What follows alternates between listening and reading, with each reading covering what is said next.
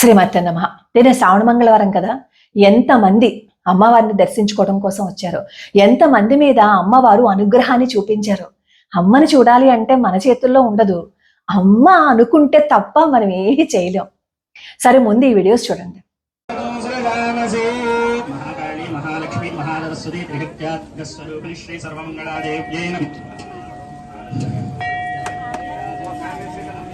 ఓం జాతవేదసే సునవామసోమవరాజే యదానతః దేవేదః పరిషదతి దుర్గాణి విశ్వానావేవ సింధుం దురితాత్యగ్నిః యామగ్నివర్ణాం తపసా జ్వలంతీం వైవాం అహోభద్రయమంత్రం వేదోదాయ యనుషయస్త్రే విదా విదుః సాసామానయజోగంసే సాహిశ్రే నమృతా సతాం మానభిగుంసే జాతవధాతా శంభురుసంజగతే అభిప్రదగ్నాగభిశ్రయామా పరిపాదయ సంరాజంజ విరాజంజాభిశ్రేర్యాజనో గృహే. చూసారు కదా, భలే ఆనందంగా అనిపిస్తుంది కదా మనకి కూడా వాళ్ళందరినీ చూసినప్పుడు. నేను సర్వమంగళ అమ్మవారి పోస్టులు పెడుతూ ఉంటాను కదా, వివాహం కాని వాళ్ళు ఎంత ప్రయత్నించినా వివాహం కాని వాళ్ళు అక్కడికి వచ్చి వివాహం అయిన తర్వాత బంగారుపు తాళిబొట్టు చేయించిస్తామని చెప్పి మొక్కుకుంటారనమాట. అలా మొక్కుకున్న వాళ్ళ చాలా మందికి, దాదాపుగా ఒక 99% మందికి వివాహం జరిగింది. ఆ జరిగిన వాళ్ళు ఎంతమంది వచ్చి అమ్మవారికి సమర్పణ చేసుకున్నారో. మనం ఏం చేస్తామంటే, ఏదైనా మొక్కుకునేటప్పుడు ఎన్ని రోజుల్లో తీరుతుంది, ఎంత కాలం పడుతుంది, అలాగే మొక్కుకున్న తర్వాత ఇంతే ఇవ్వాలా, ఇలాగే ఇవ్వాలా అని అడుగుతాం. ఇంతే ఇవ్వాలా, ఇలాగే ఇవ్వాలా కాదు, నువ్వు మొక్కుకో, మిగతాదంతా అమ్మ చూసుకుంటుంది. నువ్వు మొక్కుకున్నావు అంటే అర్థం ఏంటో తెలుసా? బాధ్యత అంతా అమ్మవారి మీద పెట్టేశావు, ఆ తర్వాత నడిపించే బాధ్యత అమ్మదే. ఎలా తీర్చాలి, ఏం చెయ్యాలి, నీ మీద అనుగ్రహాన్ని ఎలా ఉండాలి అనేది చూసుకునేది అమ్మ. ఇంకా అలాంటప్పుడు ఎంత ఇవ్వాలి, ఎలా చెయ్యాలి అని మనం ఆలోచించడం ఎందుకు చెప్పండి? అయితే ఇదంతా నేను ఎందుకు చెప్తున్నాను అంటే, అక్కడికి వెళ్ళిన తర్వాత ఎంతమంది వాళ్ళ జీవితాల్లో మార్పు వచ్చాయి అనేది నాకు మెయిల్స్లోనూ పెడుతుంటారు, అలాగే కామెంట్లోనూ పెడుతుంటారు. పరిపూర్ణ శరణాగతి చేసి ఒక్కసారి అమ్మ పాదాలు పట్టేసుకుంటే చాలు, ఇంకా మనం దేనికి ఆలోచించక్కర్లేదు. నిన్న మొన్నట్లో కూడా నాకు కనీసం 5-6 కామెంట్లు వచ్చాయి. ఇంకా ఆ కామెంట్లోనే ఉన్నాయి, ఒకసారి మీకు వెతుక్కుంటే కనపడతాయి చూడండి.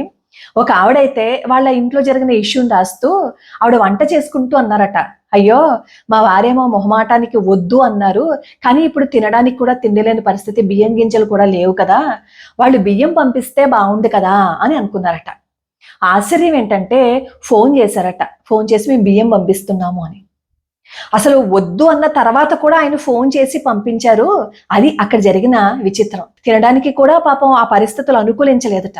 అలాంటి స్థితిలో అమ్మవారి పాదాలు పట్టుకుంటే ఎటువంటి అద్భుతం చేస్తారు అనేది ఆ ఒక కామెంట్ ఉదాహరణ. అలాగే ఇంకొక ఆవిడ, అవునమ్మా అమ్మవారి పాదాలు పట్టుకోక ముందు, పట్టుకున్న తర్వాత అని మేము ఖచ్చితంగా అనుకుంటాము. సర్వమంగళ అమ్మవారికి నిత్యం మేము కుంకుమ పూజ చేసుకుంటూనే ఉన్నామమ్మా. మీరు చెప్పిన దగ్గర నుంచి ఎప్పుడు తీరుతుంది, ఎలా తీరుతుంది, ఎంతకాలం పడుతుంది, ఈ ఆలోచనలన్నీ పక్కన పెట్టేసాం. అంతకు ముందు వరకు పూజ చేస్తే కోరిక తీరుతుందా, ఎంత కాలంలో తీరుతుంది, మేమేమో కోరిక తీరడం కోసం వెయిట్ చేస్తున్నాం, ఇలా ఆలోచనలు పెట్టుకునే వాళ్ళం. కానీ మీరు పదే పదే అస్తమాను అంటూ ఉంటారు కదా, అమ్మవారి పాదాలు పట్టేసుకోండి, ఇంక మీరేం ఆలోచించక్కర్లేదు అంటూ ఉంటారు కదా. అలా అన్ని అమ్మవారికి వదిలిపెట్టేసిన తర్వాత నుంచి మా జీవితం అద్భుతంగా ఉందమ్మా. ఈ రోజుకి మేము శంకర మఠానికి వెళ్తే అమ్మవారికి సమర్పణ చేసుకునే అదృష్టాన్ని మాకు అమ్మవారు ఇచ్చారు. ఏమీ లేని స్థితి నుంచి తీసుకొచ్చారు అమ్మవారు మమ్మల్ని పైకి. నిజంగా ఇది అద్భుతమే అమ్మా అంటూ ఇంకొక ఆవిడ కామెంట్ పెట్టారు. ఇంకొక ఆవిడైతే ఆవిడ జీవితంలో వచ్చిన కష్టాలు, ఆ కష్టాల నుంచి ఆవిడ ఎలా బయటపడ్డారు అవన్నీ పెట్టారనమాట. ఇదంతా నేను ఎందుకు చెప్తున్నాను అంటే, ఎక్కడైతే సంప్రదాయబద్ధంగా నియమ నిష్టలతో అక్కడ అర్చన జరుగుతూ ఉంటుందో అక్కడ శక్తి ఉంటుంది. మొన్న ఆ మధ్యనే రోజుకి 1000 సార్లు శ్రీ సూక్త పారాయణ జరిగింది. అలా ఒక రోజు కాదు, 5 రోజుల పాటు అలా హోమాలు, యజ్ఞాలు ఎన్నో జరుగుతూ ఉంటాయి. ఎన్నో విశేషమైన కార్యక్రమాలు అక్కడ జరుగుతూ ఉంటాయి. అయితే అక్కడికి గర్భాలయంలోకి అమ్మవారు వెళ్ళిపోయిన సంఘటనలు కూడా అక్కడ ఉన్న వాళ్ళందరూ చూశారు. ఒకసారి దసరా నవరాత్రుల్లో పూజలు అయిపోయిన తర్వాత అందరూ కూర్చుంటారు కదా, కూర్చుని లలిత సహస్రనామం అవి చదువుకుంటారు. అక్కడ అర్చకులందరూ మాట్లాడుకుంటున్నట్టు ఒక చిన్న పిల్ల పట్టు పావడా వేసుకుని ఆ గర్భాలయంలోకి వెళ్ళిపోతుంటే అక్కడ ఉన్న అర్చకులు అన్నారట, ఎక్కడికి వెళ్తున్నావు అని. అప్పుడు ఆ చిన్నపిల్ల చెప్పిన సమాధానం ఏంటో తెలుసా? నా గర్భాలయంలోకి నేను వెళ్తుంటే ఆపడానికి నువ్వెవరు అని సంస్కృతంలో సమాధానం చెప్పారు. అలా అడిగితే అర్చకులు ఆ చిన్న పిల్ల సంస్కృతంలో సమాధానం చెప్పిందిట. సంస్కృతంలో సమాధానం చెప్పి అమ్మాయి అక్కడికక్కడే అసలు ఈ గర్భాలయంలోకి వెళ్ళిందా, పక్కకి వెళ్ళిందా, ఎక్కడికి వెళ్ళిందా కనిపించలేదు. అమ్మవారి గర్భాలయం గుమ్మ ముందు నుంచున్న ఆ పిల్ల. అక్కడ ఉన్న వాళ్ళందరూ ఆశ్చర్యపోయారు. ఇప్పటి వరకు ఇక్కడే ఉంది కదా, ఎక్కడికి వెళ్ళిపోయింది అని. పోనీ ఎవరికో ఒకరికి కనిపిస్తే అదేదో ట్రాన్సో లేదు అంటే వాళ్ళు ఊహించుకున్నారో లేకపోతే ఇల్యూజనో ఏదో అనుకోవచ్చు. కానీ అక్కడున్న అంతమందికి ఆ అనుభవం ఎదురైంది. ఇలా ఎన్ని సంఘటనలు అక్కడ జరుగుతూ ఉంటాయో. అమ్మవారి పాదాలు పట్టుకుంటే ఖచ్చితంగా జీవితం మారిపోతుంది. కానీ శరణాగతి చెయ్యాలి. అమ్మవారి ముందు కూర్చుని, అమ్మ నువ్వు తప్ప నాకు ఇంకెవరు లేరమ్మా, నాకు ఇన్ని బాధలు వచ్చాయి, నాకు ఇన్ని కష్టాలు వచ్చాయి, ఇవన్నీ నీకు తెలుసు, ఇవన్నీ నేను నీకు చెప్పక్కర్లేదు. కానీ అమ్మా ఇవన్నింటినీ నేను తట్టుకోలేకపోతున్నానమ్మా, నీ అనుగ్రహాన్ని నాకు చూపించమ్మా అని ఒక్కసారి మీ కంట్లోంచి వచ్చే ఆ కన్నీరు ఎలా ఉండాలో తెలుసా? పశ్చాత్తాపంతో ఉండాలి. ఆ ఒక్కసారి ఆ పశ్చాత్తాపంతో వచ్చిన కన్నీరు తర్వాత మీ నోటి నుంచి దూషణలు రాకూడదు, ఎవరిని ఇబ్బంది పెట్టకూడదు, ఎవరిని బాధ పెట్టకూడదు. అసలు మనం చేసిన కర్మకే మనం ఇప్పుడు అనుభవిస్తూనే ఉన్నాం కదా. ఇంకా అమ్మవారి పాదాలు పట్టుకున్న తర్వాత కూడా మన మనస్సు మారక ఎవరి మీదో బురద జల్లాలని ప్రయత్నించాము అని అనుకోండి, ఎప్పటికీ జీవితం మారదు, ఇంకా అలానే ఉండిపోతుంది. కానీ అమ్మని అక్కడ పట్టుకుని కన్నీళ్లు పెట్టుకుని అమ్మ కోసం ఏడిస్తే అద్భుతమే జరుగుతుంది తెలుసా. అలా అద్భుతమే జరుగుతుందనడానికి ఎన్నో సంఘటనలు ఉన్నాయి.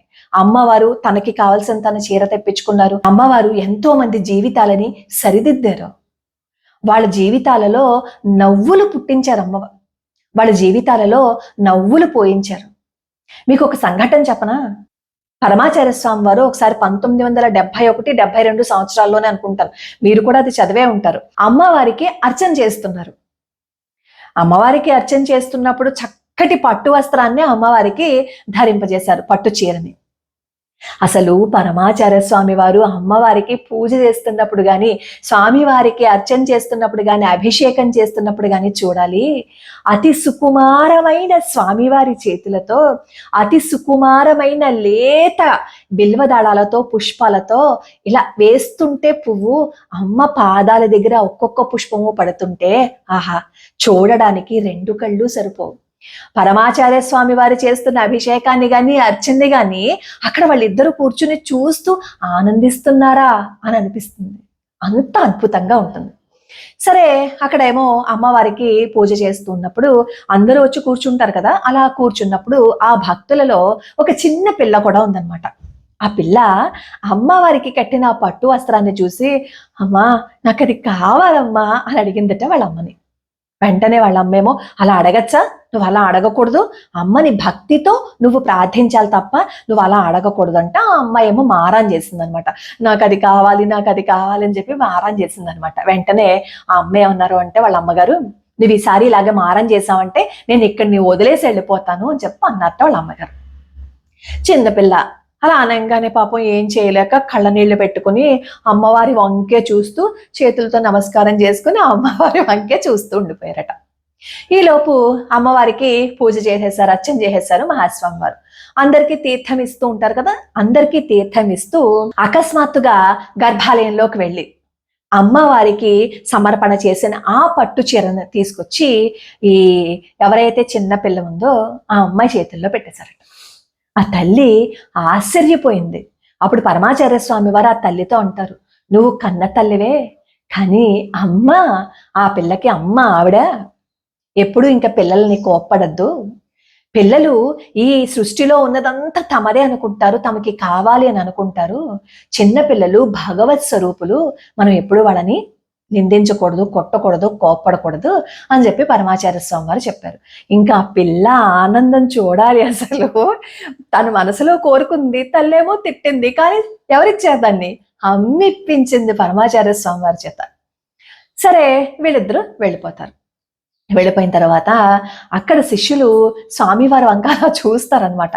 అప్పుడు పరమాచార్య స్వామి వారు అంటారు, ఆవిడికి సమర్పణ చేసిన చీర అమ్మే ఆ పిల్ల రూపంలో అడిగింది, ఇవ్వను అనడానికి నేనెవరని, అందుకే అమ్మ చీర అమ్మకే ఇచ్చేశాను, త్రిపుర సుందరిదేవి వచ్చి ఆ చీర పట్టుకుని వెళ్ళింది అన్నారట మహాస్వామి వారు. ఆ చిన్న పిల్ల కల్మషం లేని హృదయంతో నాకు చీర కావాలి అని అడిగితే తన మనసులో కోరిక తన మనసులోనే ఉంది. వాళ్ళ అమ్మగారు కూడా ఎవరికీ చెప్పలేదు. కానీ ఆ విషయం పరమాచార్య స్వామి వారికి ఎలా తెలిసింది చెప్పండి?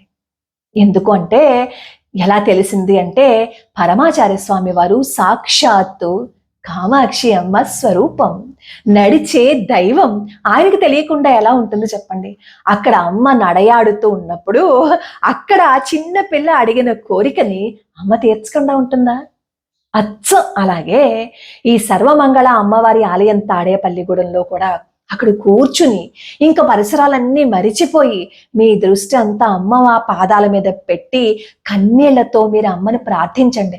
అమ్మ నాకు ఈ కోరిక తీరిపోవాలని కాదు మీరు ప్రార్థించవలసింది.